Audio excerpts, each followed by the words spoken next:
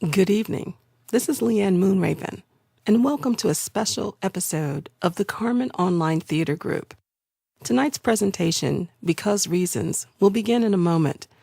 Before that, I'd like to introduce you to tonight's show sponsor, 21 Days, an independent film written and directed by Kathleen Bean. Listen to the trailer and enjoy Because Reasons, narrated by Bleeding Critic.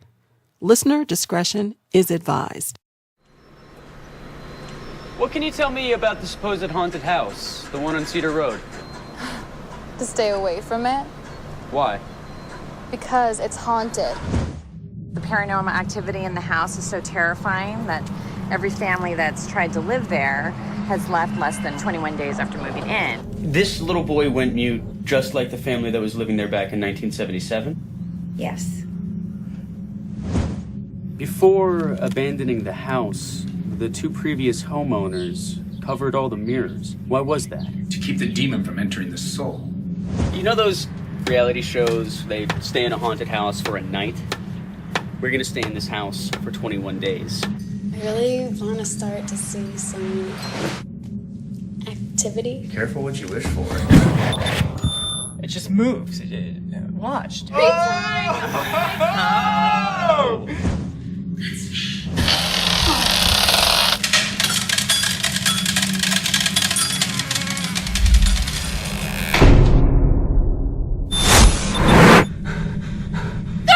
What happened to those other people is happening to us!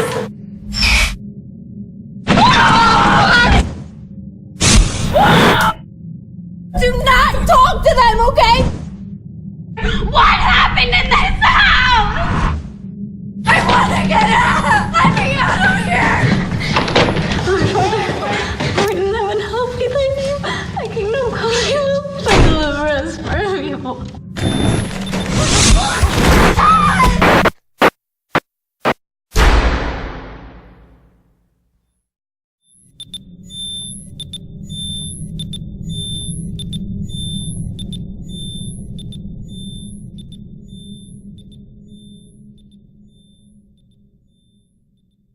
Because Reasons. The following program contains strong language and depictions of graphic violence. Listener discretion is advised.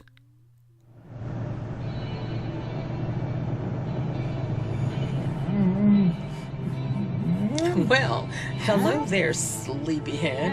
I didn't expect you to wake up so soon. You must not have been as wasted as I thought you were. I guess you're wondering why you're tied up naked in a moving car, huh? Well, I'll tell you. I'm gonna kill you. Doesn't that sound like fun?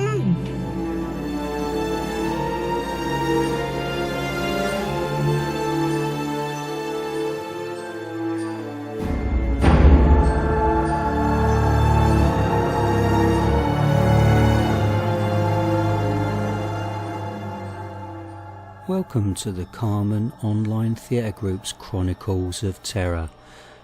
Tonight's presentation is Because Reasons. Written by Isaac Thorne. Performed by Liane Moonraven. The following program contains strong language and depictions of graphic violence. Listener discretion is advised.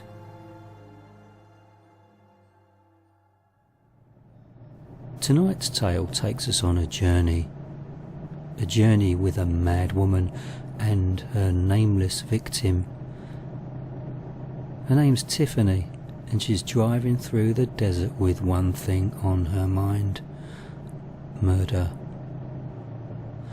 Oh, she's a nasty piece of work, she is, and her appetite for killing appears to be insatiable.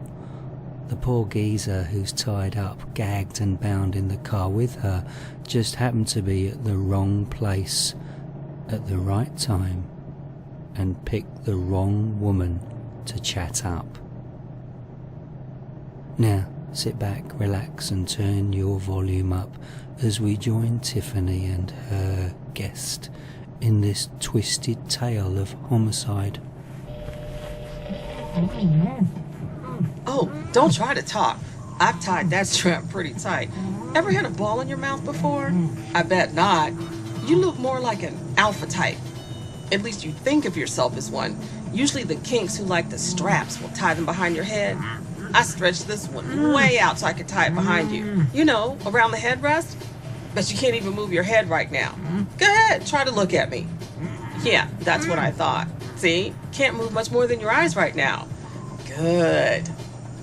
Oh, you can't move your hands because I cuffed them to the frame of your seat. That should keep you from making any unwanted advances if you meet any other drivers out here. Oh, wait. Did I say advances? I meant signals. I don't want you to be able to signal anybody if we meet anybody. Not that I think we will, of course. This stretch of desert is nice and empty in the wee hours, I think. My daddy used to drive out here sometimes because it's so far away from everything to get his head on straight, he said. I think he might have just been hooking up, horny bastard. So, look, I don't know how much you remember. My name is Tiffany. Your name doesn't matter. We met in a bar just about 6 hours ago. You were pounding the drinks pretty hard, and I'm sure undressing me with your eyes. Do you remember that? Just nod if you can. Yeah, hey, remember when I said unwanted advances? Freudian slip. I don't know how well you can see me from your angle, but, you know, I was the hottie at the table right behind you. The one you were gawking at in the mirror. Remember? You thought you were being so cool sitting on that bar stool. You guys, you don't get it. Girls like me know when you're getting all predatory. It's like a pheromone you emit, like armpit stink. And we know how to use that against you if we really want to. Oh, don't look so shocked. Let's be honest. You know I'm a hottie. I know I'm a hottie. And there's almost nothing you wouldn't do for me right now if you thought for 1 second it would get you a piece of my sweet, sweet ass. You want it so much? I told you so. Look at your dick. Well, I mean, I guess you don't have to look at it, huh? You can feel it getting all hard and gross. So funny. You don't have the slightest idea who I am. I have you completely tied up and gagged in a car, driving through the desert in the middle of the night, and you have no idea what I plan to do to you. But, you know, there's some part of you that still thinks it's hot. There's some part of you that wants me to take you and ravage you and spank your naked ass. I got news for you, buddy boo. It ain't happening. Oh, please. You think because I stripped you down that I want to have sex with you? No, I don't want your sex, sweetie pie. I only took off your clothes because I thought it would be funny to see your reaction when you woke up tied up, naked, and gagged in a speeding car. Well, that, and I figured you'd be less likely to run off on me if you were bare-ass naked. Face it, you'd be arrested for indecent exposure before the cops ever listened to one word about what happened to you. By the time they were done booking you, I'd be long gone. And nobody would believe you anyway. You were drunk, buddy boo. Nothing spells wandering around naked and stupid like a drunk little blue-collar boy who spends most of his weekly check on beer and titties. Hell, I bet you already have a mile-long rap sheet, don't you? How many DUIs do you have, mister? Bet you've got a few DVs too, don't you? Beat up an ex-girlfriend somewhere? Huh? Oh, right. You can't answer me, can you? Haha, my bad. I really shouldn't prejudge you, though, I guess. Just because you looked the part. I should know. So anyway, it's not as much fun having you naked as I thought. It's a big disappointment, really. Ugh. I sort of wish I had left your clothes on. Unfortunately for both of us, though, they're all in a trash can outside the last titty bar I saw along this stretch. About 100 miles ago. But hey, sometimes I make mistakes, you know? Ever make a mistake? I guess you made a big one tonight, didn't you, buddy boo? Now, you must be thinking, if she doesn't want my hot, hard-working man body, I don't, and it ain't, trust me. What the hell does she want then? Well, that's easy. I want your blood. I want to watch your life drain from your body. I want to see the look in your eyes as you watch your whole existence slip away and you finally get it that you're not going to live to see another full sunrise. I want to feel the hot thrill of taking your life from you. Feel it running through my fingers and dripping off the tips. Sound like fun? Haha, nice soft off. Looks like I let all the air out of that little flesh balloon there. Oh, no tears now. That wouldn't be very manly. My advice would be to just accept your position as a soon-to-be non-entity. Oh, but don't feel all special or picked on. See, you're not the first person I've killed tonight, man or woman. Let's see now. If I count the accident in Mom's bathroom at home, you'll be number 4 tonight. Yuppers peppers, that's right, number 4 in my teeny tiny little life experiment. Maybe that's what I'll call you from now on if I bother to call you anything at all. Number 4. I like the sound of it. Or maybe I'll call you Yuppers Peppers. I like the sound of that too. Tiffany sounds like quite a catch. A psychotic hottie with a thirst for blood. Now that's my kind of woman. Not so much for the guy tied up like a turkey though. I wonder what she's got planned for him, and I can't wait to find out. By the way, you're listening to the Carmen Online Theatre Group's Chronicles of Terror. Tonight's presentation is Because Reasons. Now, back to Tiffany.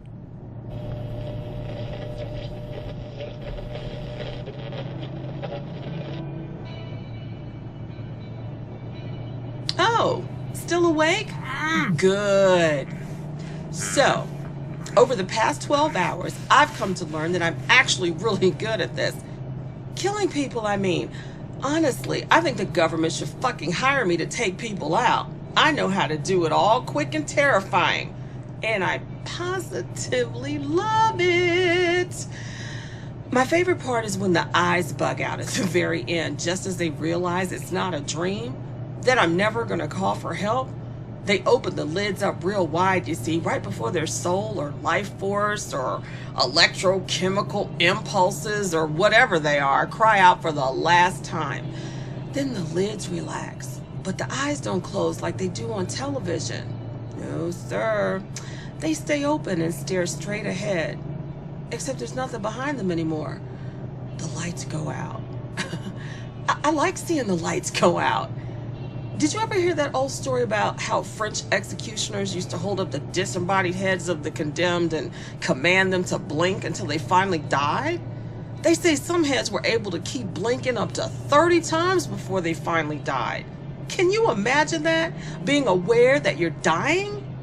That your body is already lying lifeless on the ground while your head is performing its last actions on command like a trained monkey?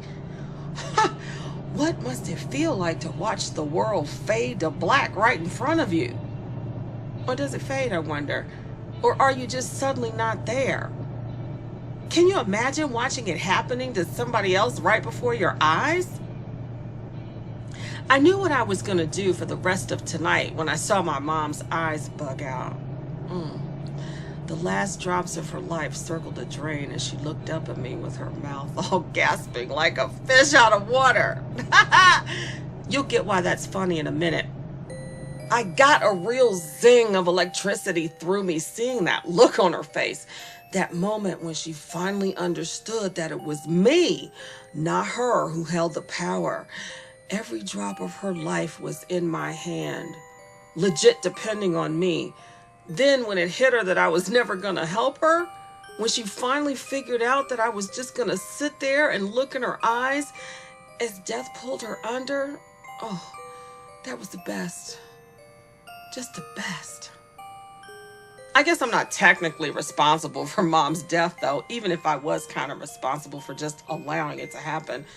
Mom slipped in the shower and cracked her skull open on that old chrome faucet. Get that fish out of water gag now?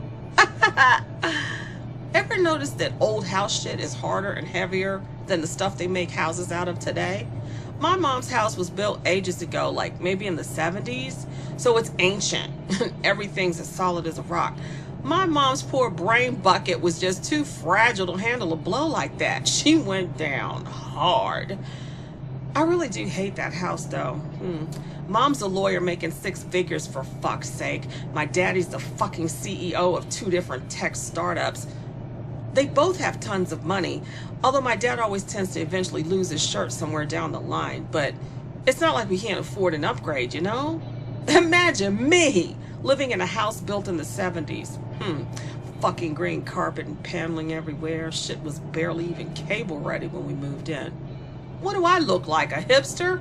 And you can forget about us cutting the cord and streaming shows too.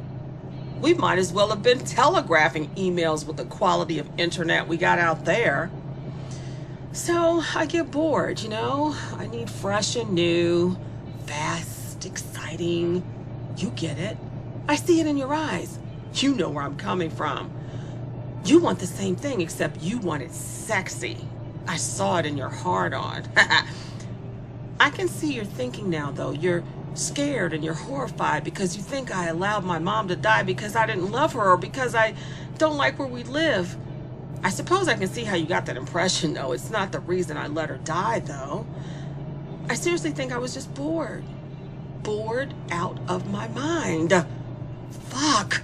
We've been living in that place for a good 4 years, and all that time we hadn't even so much as moved a chair in a different spot in the living room, you know? Last time anything changed in that house was when Daddy moved out. I'm so B-O-R-E-D. Honestly, jeez, look at me. Was I not put here to be somebody? Maybe I was destined to put all the mediocrities out of their misery. Maybe that's why I'm so good at killing. Or not. I'm still not sure. I haven't figured all this out yet. Still working on it, though. Working it through the old noggin.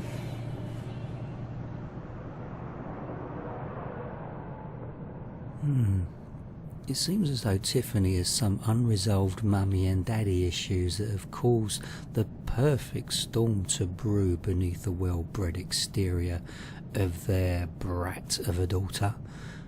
Between the riding lessons and polo tournaments, the mummy and daddy must have been too busy to notice the mould and decay growing under the skin of their bad seed. If only Tiffany's mother had realised it before her delicate skull was caved in. What a pity. Well, not really. Let's hear what happens next.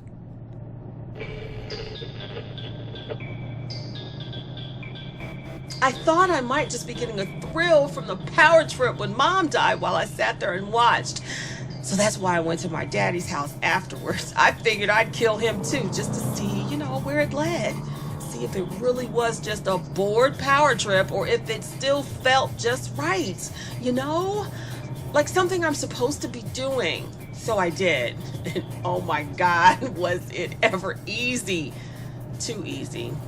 See, the thing about my daddy is that I already have a shitload of power over him. He never says no to me. People think I'm spoiled because of that, but it's not true. It's not his fault that I'm this way. Seriously. How can you be spoiled if you're aware of your own spoilage, you know? Being spoiled implies that you haven't checked your own privilege, right? That you can't tell when what you're asking for is an inconvenience or a showing off. See, I know all of that. I'm not spoiled. I'm just a hot little bored, privileged bitch. And I'm entitled to be.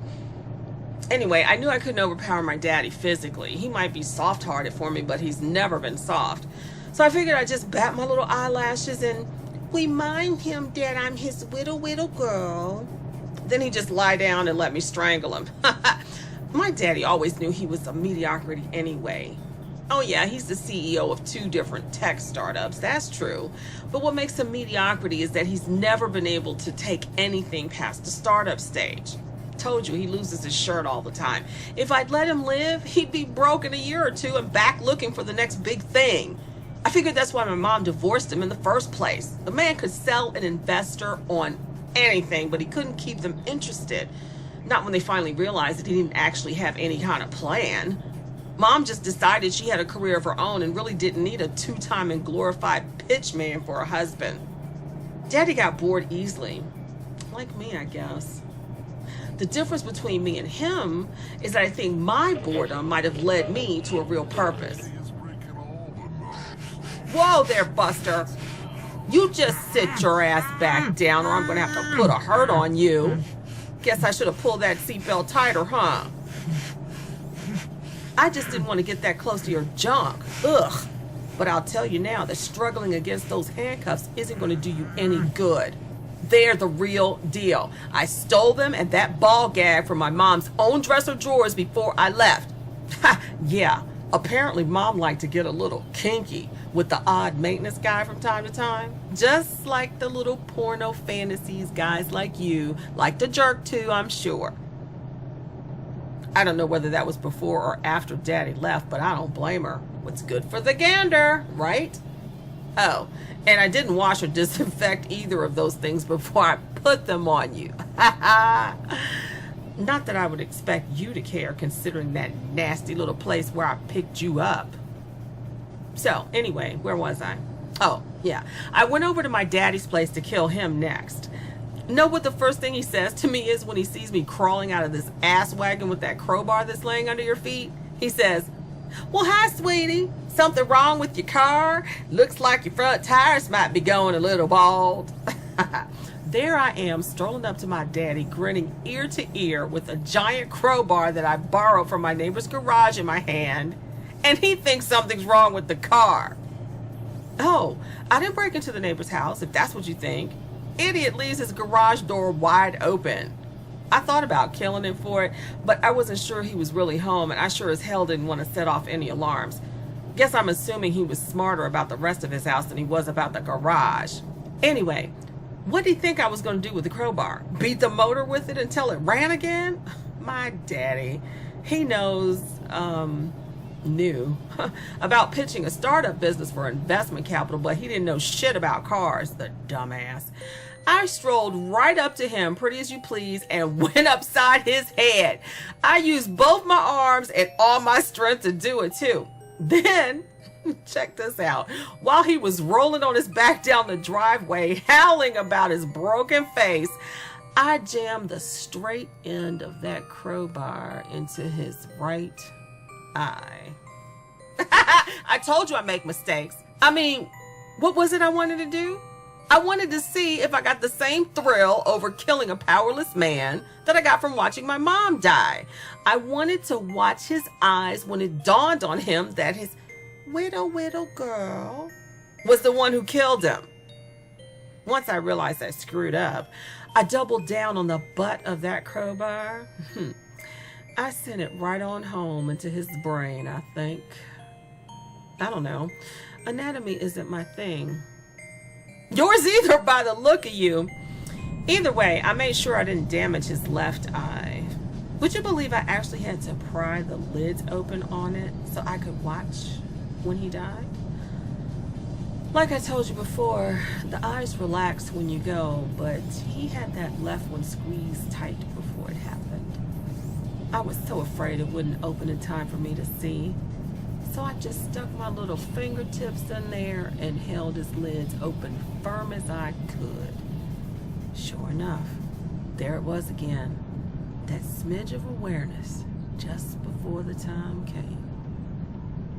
It wasn't the same power I felt when my mom went, but it sure felt good. No, I take that back. Not good. It felt right. So I started to think that maybe I wasn't really just bored, that maybe, unlike Daddy, I'd found purpose. My purpose was to get rid of all the mediocrities. I just couldn't decide that on my own, though. I live in the age of STEM, you know. Or maybe you don't. You look kind of redneck. Did you stay in school past 3rd grade? Anyway, like any good STEM student, I had formed a theory, and now I needed to put my theory to the test. Oh, don't look so surprised. You think because I still have this high school cheerleader body, well, into my college days, that I'm not smart? I like science. I like to experiment. Duh, obviously.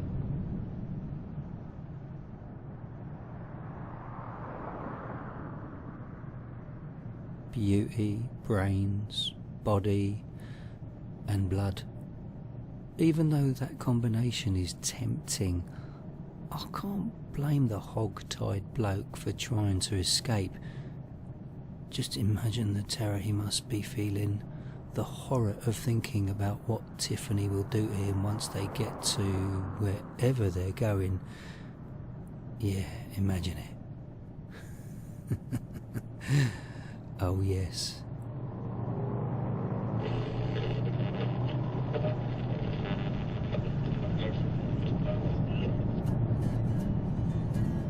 So, I figured that my next kill should be someone who is decidedly not a mediocrity.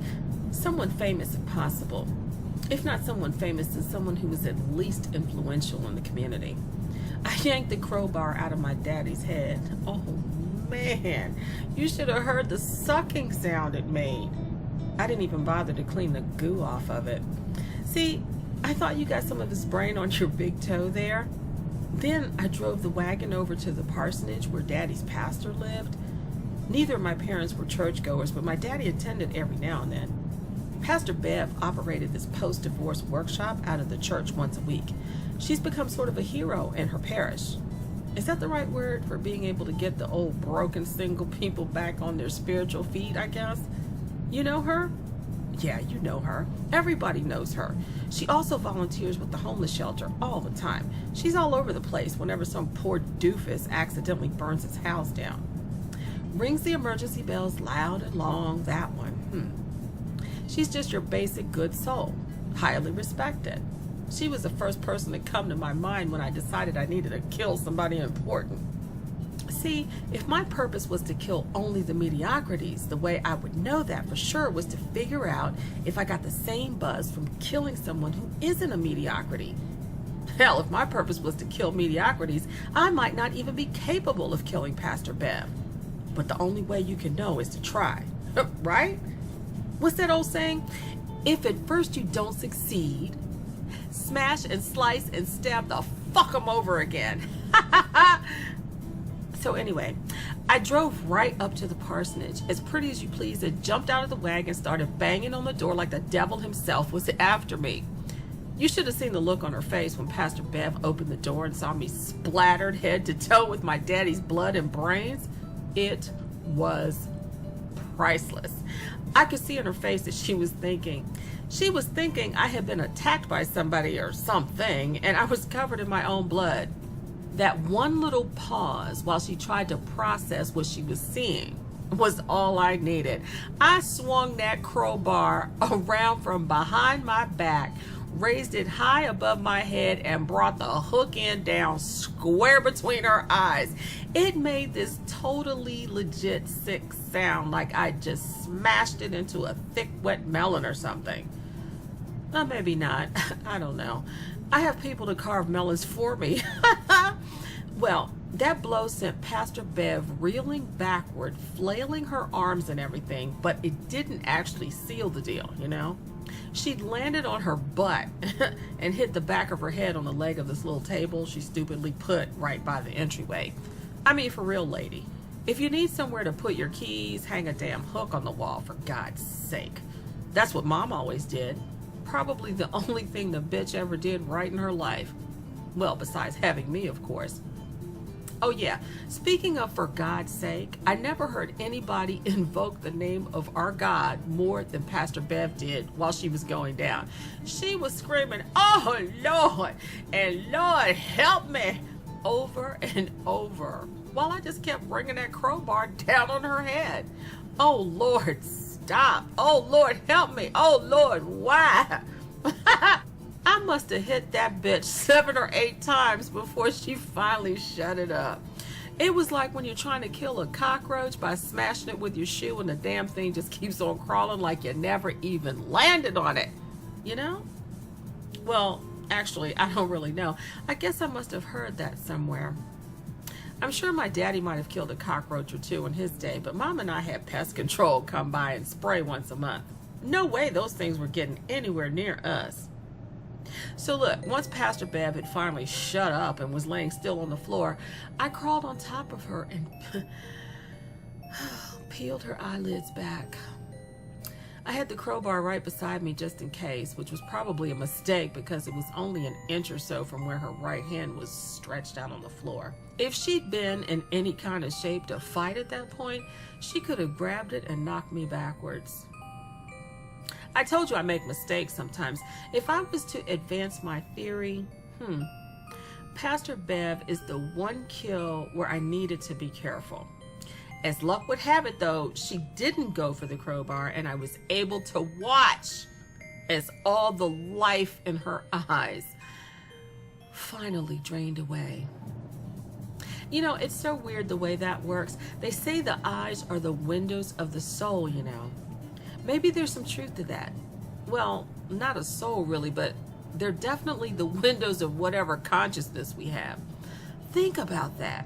What do we do when we go to sleep? Well, we close our eyes, we shut off the lights. But when you die and your eyes are open, it's sort of like someone turned off the lights in the house while you were standing outside under the windowsill. Only dull darkness is left.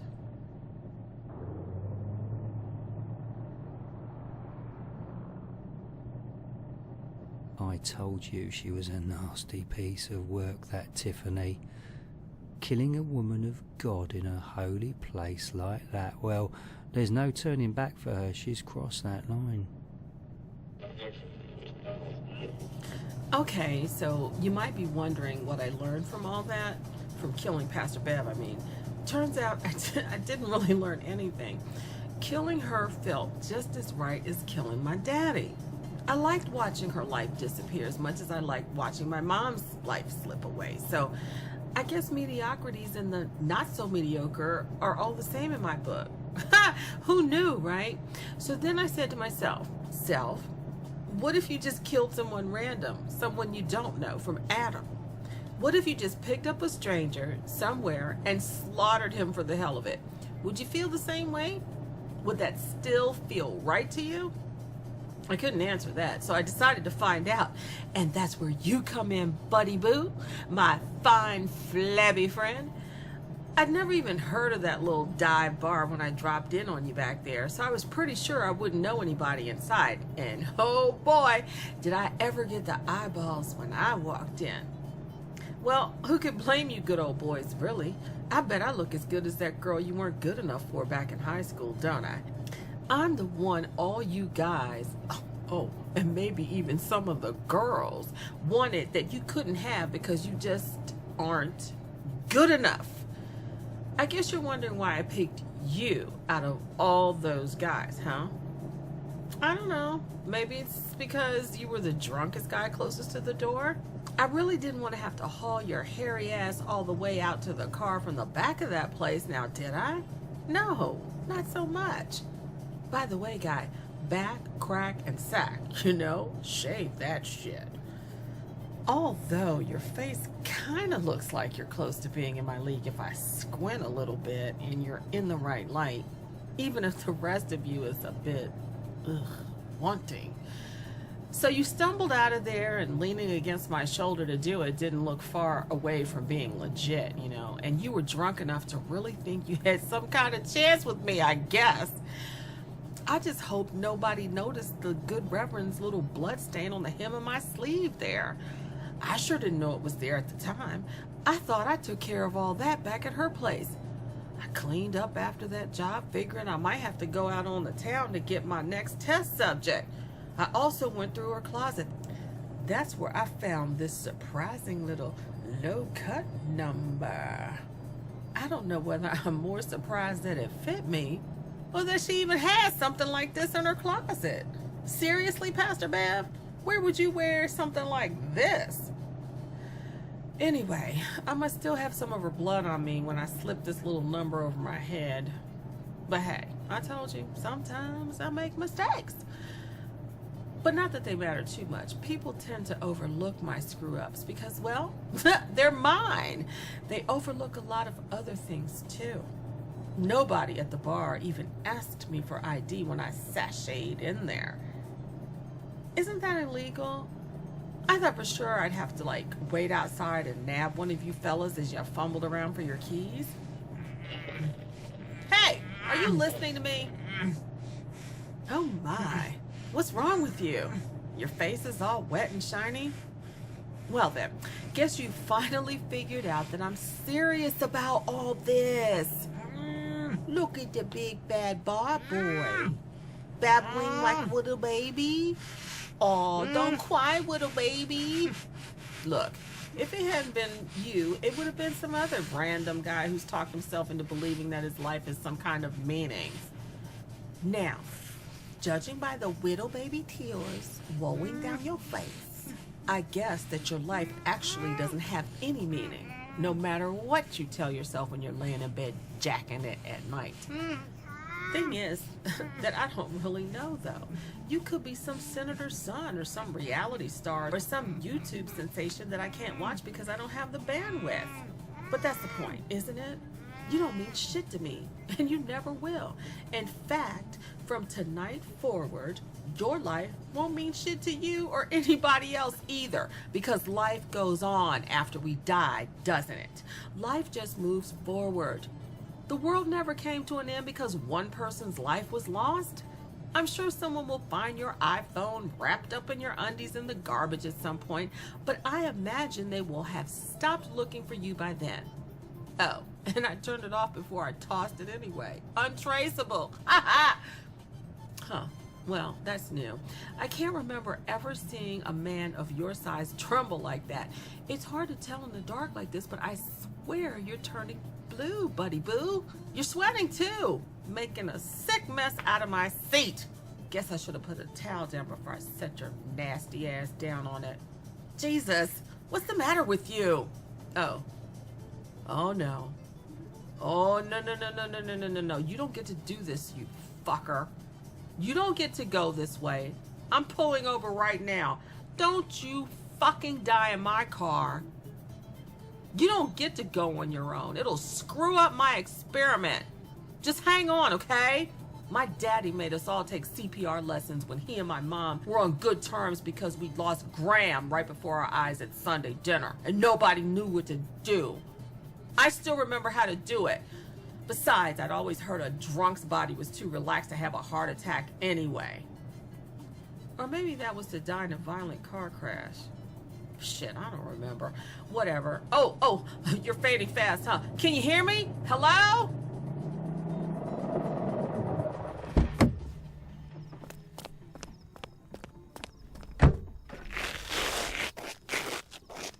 Whew. Oh, man. Okay, good.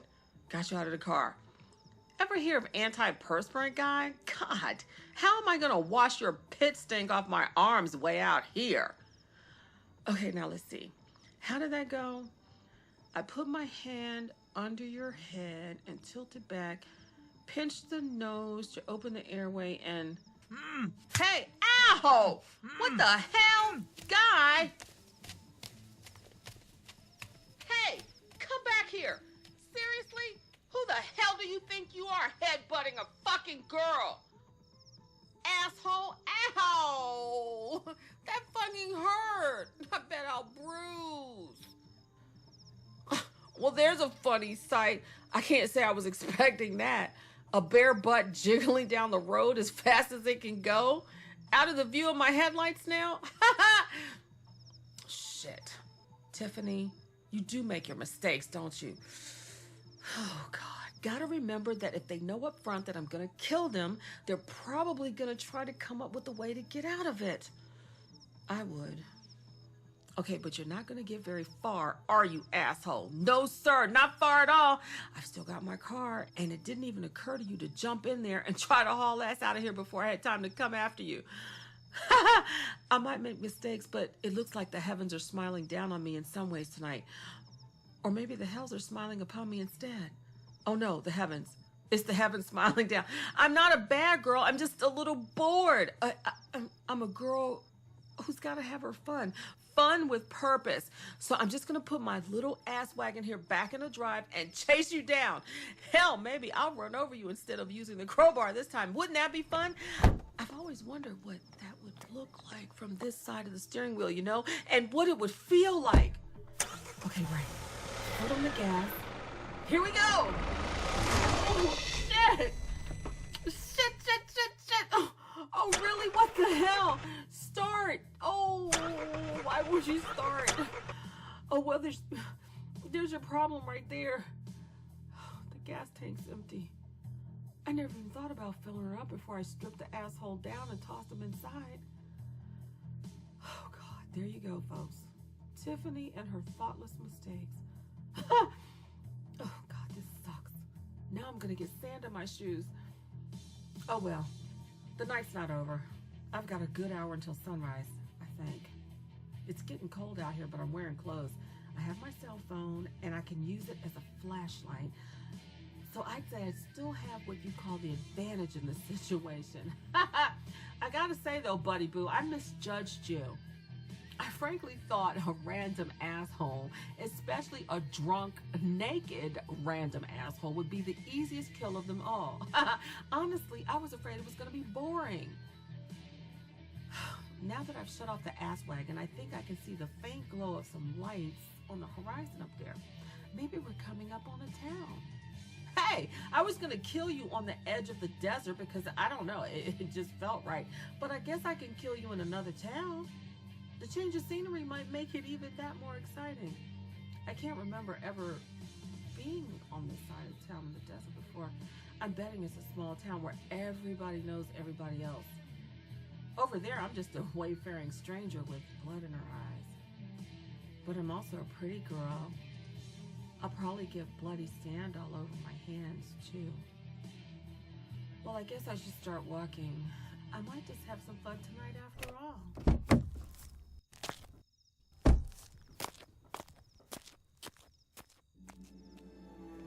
You've been listening to the Carmen Online Theatre Group's presentation of Because Reasons, a short tale of dark comic horror by Isaac Thorne, produced and performed by Liane Moonraven, narrated by Bleeding Critic. Follow the Carmen Online Theatre Group on Facebook and Twitter at Carmen Theatre, and follow me, Bleeding Critic, and interact on Twitter at Bleeding Critic. That concludes tonight's presentation. Tonight's episode was mastered by sound engineer Sebastian Lehmann of Banana Audio. A special thanks to author Isaac Thorne for allowing us to perform his work here on the Carmen Online Theatre Group Network. If you'd like to make a submission, please visit us at carmentheateronline.com. Thank you to Bleeding Critic for narrating, and also the soundtrack contributors, Dave Davis and Chaos Lord. It was a pleasure working with everyone on this project. An extra special shout out goes to Kathleen Bean, this show's sponsor. She is the writer and director of the horror film 21 Days. Man, I don't know. You need to go check out the trailer. Go to 21daysthefilm.com. I guarantee you, not many of you would make it in that house for 21 full days. Join us here, same time, same place, next week for another radio theater play called Buried Alive, starring James J. Bryan, Liane Moonraven, William Prystock, Josh Chitty, and Jim DiNatale. It was originally Alive at the Grave, presented by the Creaking Door British online radio theater in the 1960s, rewritten and readapted for the Carmen Online Theatre Group. Next week, right here, 10 o'clock. Find details at carmentheateronline.com. Good night.